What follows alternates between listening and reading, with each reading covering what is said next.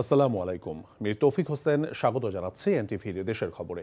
অতিরিক্ত দামে কেনা জ্বালানির অভিঘাত ভোক্তাদের উপর পুরোপুরি পড়বে না বলে মন্তব্য করেছেন বাণিজ্যমন্ত্রী খন্দকার আব্দুল মুকতাদির। সৌদি থেকে দ্বিগুণ দামে কেনা জ্বালানির বিষয়ে সাংবাদিকদের প্রশ্নে তিনি এমন কথা বলেন। এর আগে দুপুরে পানি সম্পদ প্রতিমন্ত্রী ফরহাদ হোসেন আজাদকে নিয়ে সিলেটের সদর উপজেলার পাশিয়া নদী পরিদর্শন করেন তিনি। আগামী 2 মে প্রধানমন্ত্রী তারেক রহমান নদীটির খনন উদ্বোধন করবেন। চলমান বিদ্যুৎ সংকট মোকাবেলায় তেল ও গ্যাস স্টোরেজ ফ্যাসিলিটি সহ নতুন পদক্ষেপ নেওয়ার কথা জানান জ্বালানি মন্ত্রী।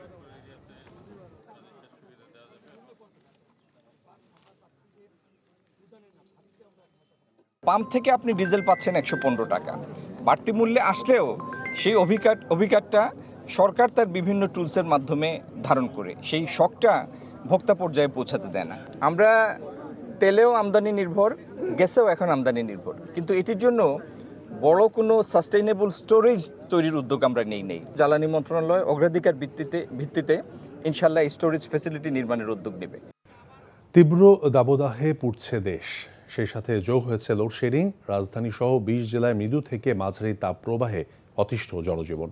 আজ দেশের সর্বোচ্চ 38 ডিগ্রি সেলসিয়াস তাপমাত্রা রেকর্ড করা হয়েছে যশোরে। বিস্তারিত জীবন আহমেদের ডেস্ক রিপোর্টে। সূর্যের কড়া শাসন চলছে দেশ জুড়ে, হাঁসফাঁস জনজীবন, সেই সাথে যুক্ত হয়েছে অতিরিক্ত লোডশেডিং। কোথাও 7 থেকে 8 ঘন্টা বিদ্যুৎ থাকছে না, এ যেন মরার ওপর খাড়ার ঘা। অতিরিক্ত গরমে অসুস্থ হয়ে পড়ছে শিশু ও বয়স্করা। শুক্রবার যশোরের সর্বোচ্চ তাপমাত্রা রেকর্ড করা হয়েছে 38 ডিগ্রি সেলসিয়াস। বৃহস্পতিবার সর্বোচ্চ তাপমাত্রা ছিল রাজশাহীতে 40 ডিগ্রি। সূর্যের তাপ এতটাই যে কুষ্টিয়া রাস্তার কার্পেটিং যেন গলে যাচ্ছে। সবচেয়ে বিপাকে পড়েছেন দিনমজুর ও খেটে খাওয়া মানুষগুলো। তীব্র দাবদাহ থেকে বাঁচতে প্রয়োজন ছাড়া কেউ ঘর থেকে বের হচ্ছে না। তীব্র গরম, এই গরমের মধ্যে মানুষের চলাচল অনেক কষ্টদায়ক হয়ে যাচ্ছে, মানুষ অসুস্থ হয়ে যাচ্ছে। এই যে গরম, কাজ কাম করা যাচ্ছে না, 200 টাকা ভাড়া মারলাম, আর 200 টাকা মারতে গেলে তো আপনার বেলা শেষ হয়ে যাবে, তাহলে 400 টাকা কি হবে? অত্যন্ত গরম, গরমের কথা বলাই যাবে না, অত্যন্ত রোদ্রের তাপপ্রবাহ বেশি। গরম, কারেন্ট থাকে না, দেখা যায় যে আধা ঘন্টা কারেন্ট যাচ্ছে, আবার আধা ঘন্টা হচ্ছে লোডশেডিং যাচ্ছে। এই অ্যাভারেজে কোনোরকম হচ্ছে মানুষ শান্তিতে অশান্তি পাচ্ছে। আবহাওয়া অধিদপ্তরের তথ্য মতে খুলনা বিভাগ এবং ঢাকা, ফরিদপুর, মাদারীপুর, রাজশাহী, সিরাজগঞ্জ, পাবনা, ফেনী, রাঙ্গামাটি, বান্দরবান ও পটুয়াখালী সহ 20 জেলায় মৃদু থেকে মাঝারি ধরনের তাপপ্রবাহ বয়ে যাচ্ছে। জীবন আহমেদ, এনটিভি নিউজ ডেস্ক।